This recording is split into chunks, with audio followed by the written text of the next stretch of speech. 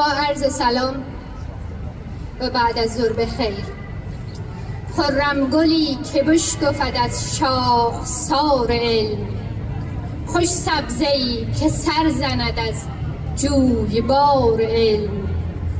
بر آب می روند و بر افلاک می پرند، آنان که بسته‌اند کمر را به کار علم. دختران حورالعین افغانستان حوریان بهشت اجباری انتحاری های ترقیده نشده و زنانی بیوه سربازان به خون غلتیده با آرمان دفاع از کشور آزاد و آباد، غنیمت‌های جنگی وحشیان بوگندوی ریشالود به دلیل منع شدن از کار و بهر دریافت لقمه نانی به یتیمانشان. زنان دلیر کشور من قربانیان جنسیتشان و مجرمان انتخاب جنسیتشان.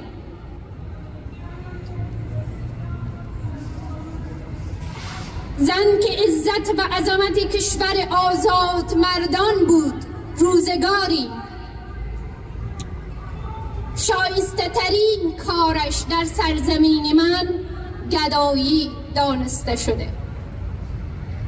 کجایند مردان پاک سرزمینی، زنان پاک زاده کشور من؟ آیا همه به خواب خفتند یا که از یاد بردند تاریخ پرنور و پردانش خراسان زمین را؟ گرچه در حکومت خونخوار گذشتم طی 20 سال چیزی برای زنان نرسید جز از بیوه شدن نوعروسان و یتیم شدن فرزندانشان، ولی امروز لایق زشت‌ترین رفتار شناخته شدند. از سنگسارهای محاکم صحرایی گرفته شده تا گوش و بینی بریدنها و گلو بریدنهای زیر سقف خانه‌های پنهانی. زنان افغانستان از قاتلان و فرزندانشان هیچ نمیخواهند. نه علم میخواهیم، نه مکتب میخواهیم، نه دانشگاه میخواهیم، نه کار میخواهیم و نه نان میخواهیم از قاتلان فرزندانمان، بلکه ما از جامعه جهانی میخواهیم که ما را یاری برساند تا مار را از خانه بکشیم. پیام ما به همسایه پاکستان: اگر علمی روشن و زیبا در کشور ما زشت است، چرا در کشور تو زیباست و فرض است؟ پس این کفتارهای غلامت را لگام بکش و بگو که دختران کشور ما را زین بیش آتش نزنند. و پیام ما با آمریکا: بس است همکاری تو طی 20 سال بیش از 100,000 قربانی گرفت، جوانان ما را در زیر خاک خفتند. ما از تو دوباره می‌خواهیم به نام مردم ما دست بر سر تروریسم نکش. سپاس از شما که صدای زنان افغانستان هستین. زنده باشید.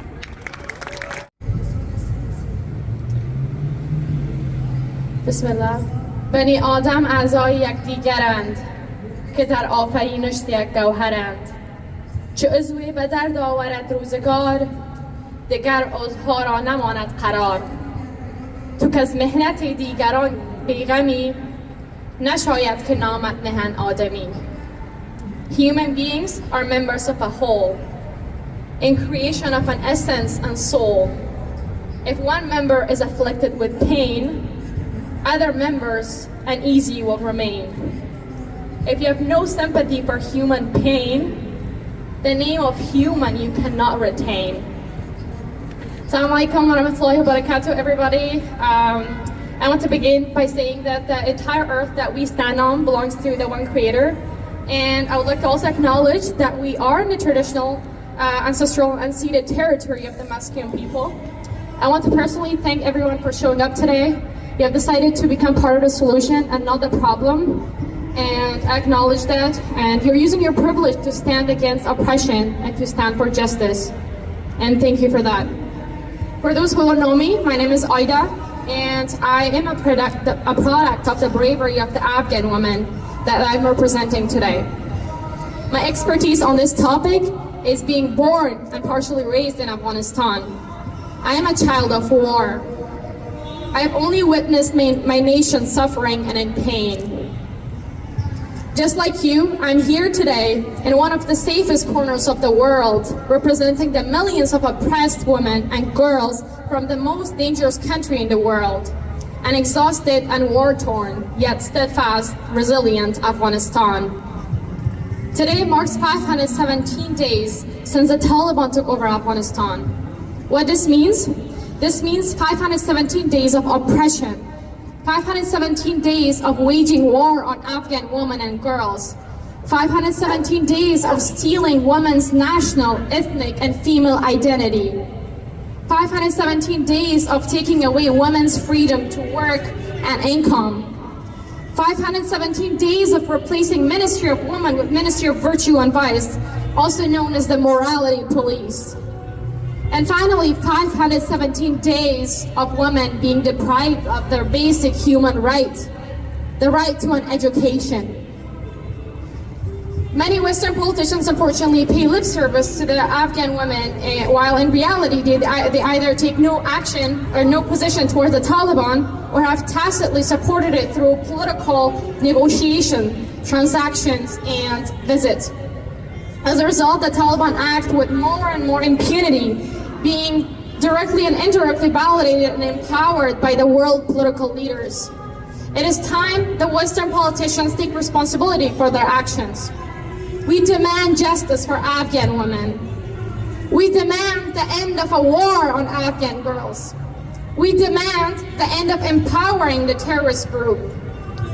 Afghan women are only victims because of the environment in which the Taliban and Taliban-like men continue to terrorize and victimize them, while the world is passively watching. That is us. We demand the end of political negotiations with the Taliban. We demand visas and refugee protections for Afghan women and girls. We demand education and grants for Afghan girls and women around the world.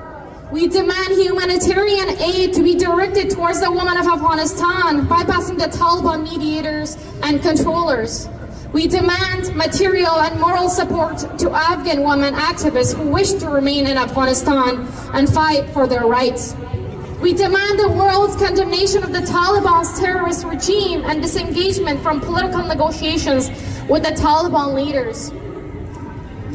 I want to take everyone back to 1970s, before people invaded my nation. My country gave women the right to vote before North America did. My country had infamous poets such as Rumi.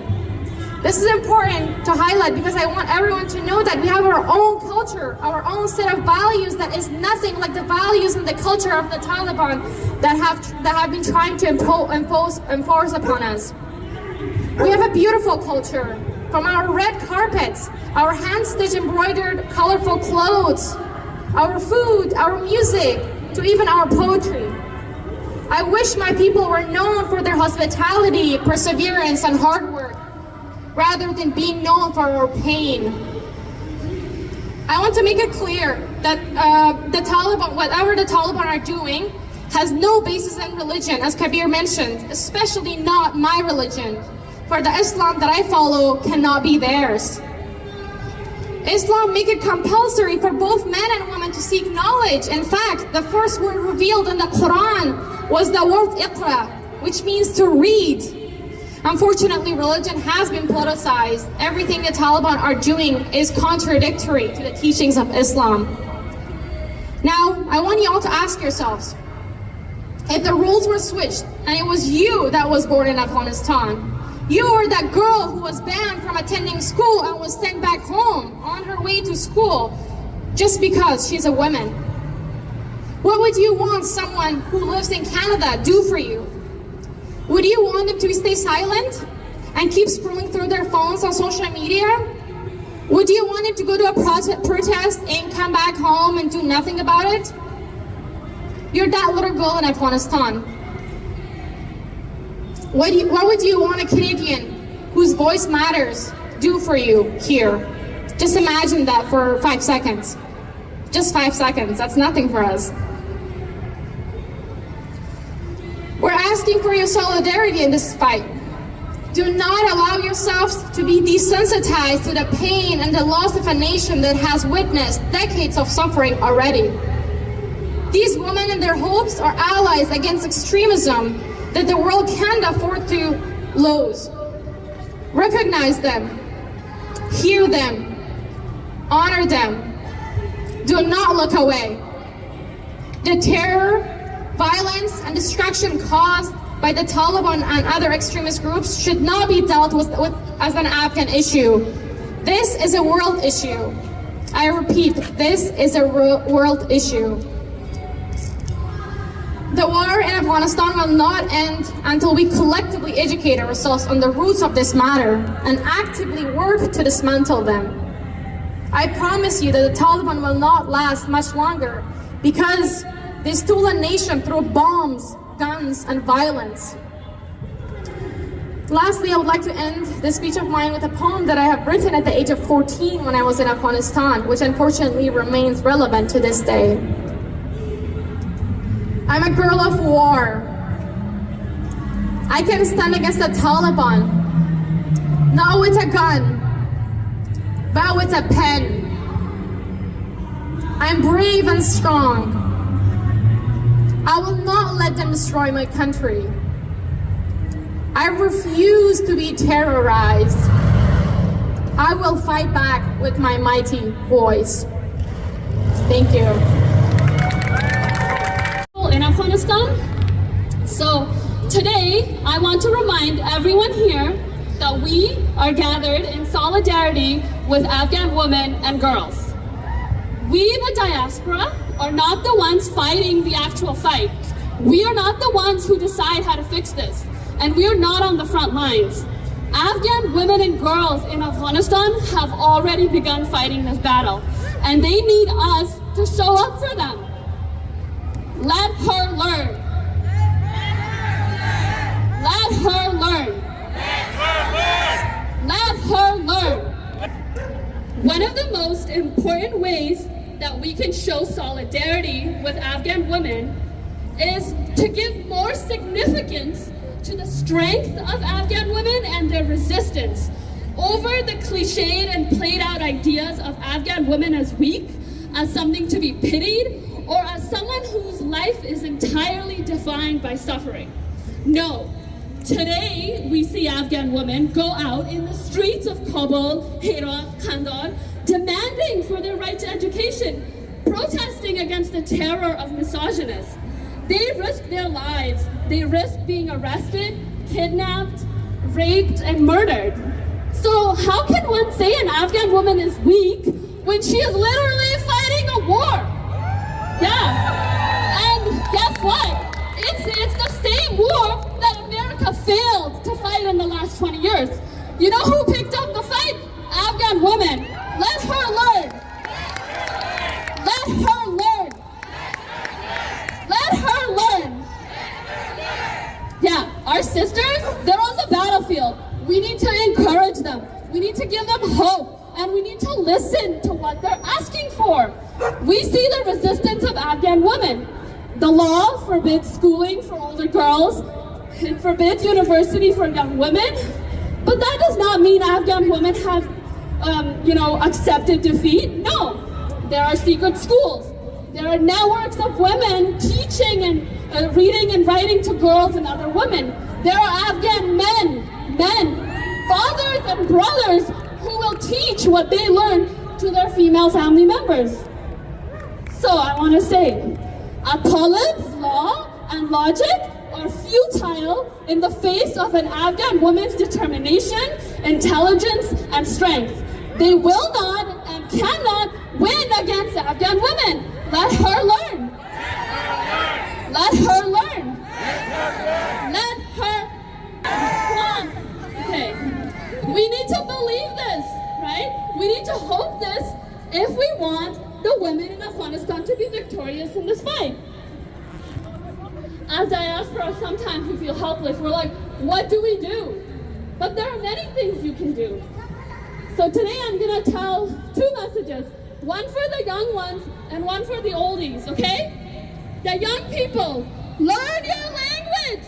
Learn Farsi, learn Pashto, learn Uzbeki, learn Shughnigi. Whatever it is, learn it.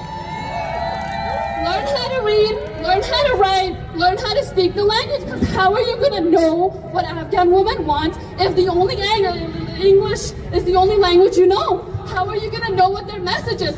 How are you going to know what's written on their protest boards in Kabul, Herat, Kandahar? You're not going to know. So learn your language, okay? I want to say that just like how the Taliban have severed Afghan women's right to education, the experiences of migration and assimilation in the West have severed the diaspora from knowledge about our homeland, from knowing how to read, write, and speak our language. This creates a big disconnection, which benefits the Taliban. If you want to fight against the Taliban, let her learn. Let her learn. Let her learn. Okay, now for the... I'm going to say this part in Farsi. My Farsi is not very good. You can laugh, but I'm going to say this message in Farsi, okay? So, با بسیار زیاد احترام لطفاً کسایی که بزرگتر هستن میخوایم براتون بگویم که تاریخ افغانستانه، سیاست افغانستانه صحیح بیاموزین از چند منبع معتبر و بی‌طرف، نه از گپ‌های فامیل و قوم. اوکی. اونمونطور که طالبان میخواهند که مردم در وطن بی‌سواد، اونمونطور که طالبان میخواهند مردم وطن ما را بی‌سواد نگاه کنند، اونمونطور غرب میخواهد که مهاجرین افغان نادان باشند درباره وطن خود، تاریخ خود، سیاست خود و میخواهند که مردم ما نادان و متعصب نگاه کنند. Once again, because it benefits the Taliban. So, ما براتون خواهش میکنم که خدا سعی دانا بسازید که از دام قوم پرستی خود دیگر بکشیم و با جای از این که بین خود بجنگیم بفهمیم که دشمن مردم وطن ما استبداد و فقر است. Not each other. Okay. So, at the end, I just want to say, if Afghan women are showing us anything in their protest, in their resistance, it's that knowledge is power. The Taliban want to strip them of this power. We can join in that resistance by informing ourselves, learning our language, gaining knowledge about our history and our politics, and that will effectively equip us to be in proper solidarity with the women and girls back home. Thank you so much. Let her learn. Let her learn. Let her fucking learn.